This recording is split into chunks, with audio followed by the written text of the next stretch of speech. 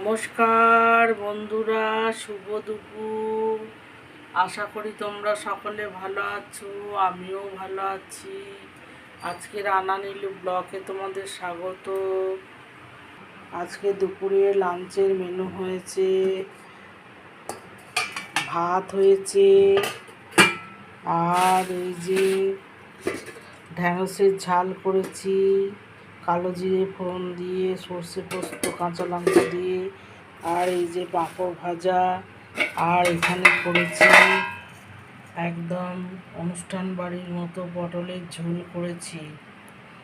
আজকে এই দুপুরে রান্না হয়েছে। যদি ভালো লেগে থাকে অবশ্যই লাইক কমেন্ট শেয়ার করে দিও।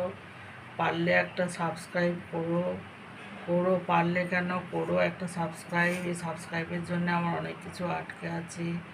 একটু সাবস্ক্রাইব করো বন্ধুরা, আর সবাই ভালো থেকো।